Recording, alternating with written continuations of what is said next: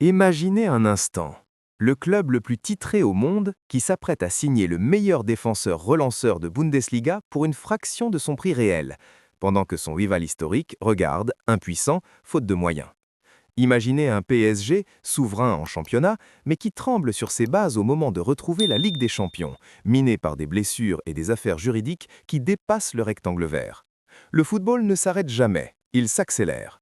Aujourd'hui, on ne va pas juste vous donner des nouvelles, on va disséquer les entrailles du mercato et de la tactique européenne. Pourquoi 50 millions pour un crack mondial est une anomalie? Pourquoi Monaco est le pire adversaire possible pour ce PSG-là? On plonge. Parlons du Real Madrid.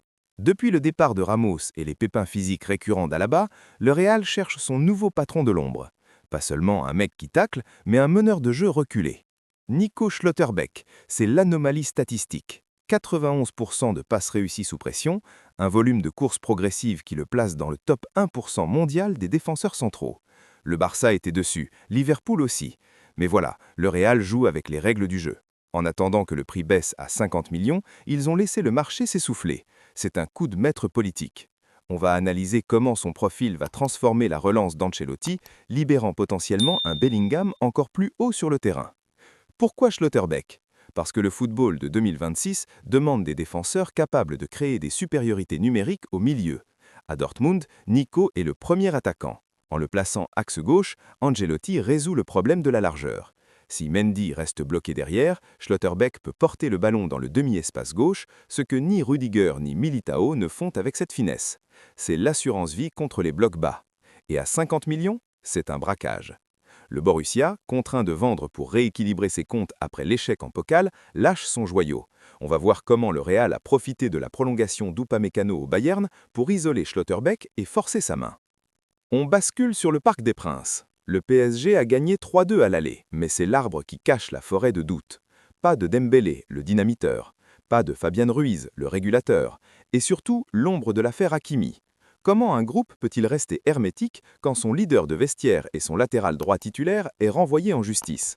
Luis Enrique prône le contrôle, mais Monaco, c'est le chaos organisé. Ansu Fati revit sur le rocher et ses appels dans le dos de Marquinhos ont fait mal à l'aller. Si le PSG n'arrive pas à tenir le ballon plus de 65% du temps, ils vont s'exposer aux transitions meurtrières d'Adi Hutter. Est-ce que Lucas Beraldo peut tenir le flanc gauche? On analyse la fragilité mentale de cette charnière qui encaisse trop de buts sur centre. 90% des joueurs rêvent de la Juve. Ces mots de Victor Osimhen ont résonné comme un coup de tonnerre de Naples jusqu'à Istanbul. Pourquoi un tel appel du pied maintenant? La Juventus de Spalletti cherche le successeur de Vlahovic pour franchir un palier en Europe. Osimhen connaît la Serie A par cœur. Tactiquement, c'est le fit parfait pour le jeu de transition de Spalletti. Mais au-delà du terrain, c'est une guerre psychologique. En se déclarant amoureux de l'histoire de la vieille dame, Osimhen prépare son terrain de sortie du Galatasaray.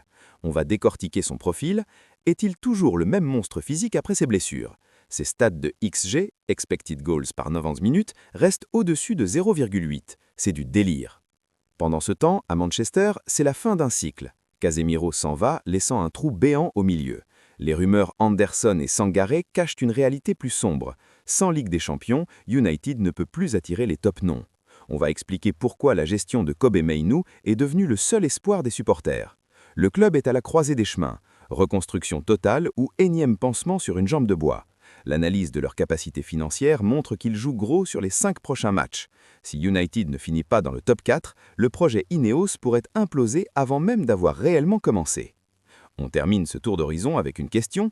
Le football européen est-il en train de se fragmenter définitivement?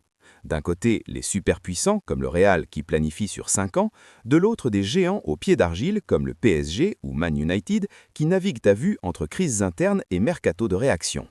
Ce soir, le match PSG-Monaco nous dira si la tactique de Luis Enrique survit à la tempête. Et cet été, l'arrivée de Schlotterbeck à Madrid pourrait bien clore le débat sur la meilleure défense du monde. Dites-moi en commentaire si vous voyez Monaco créer l'exploit au parc et si Osimhen doit signer à la Juve au risque de devenir l'ennemi public numéro 1 en Italie. N'oubliez pas le like, l'abonnement, c'est ce qui fait vivre l'analyse indépendante. On se retrouve très vite sur la Foot Chrono.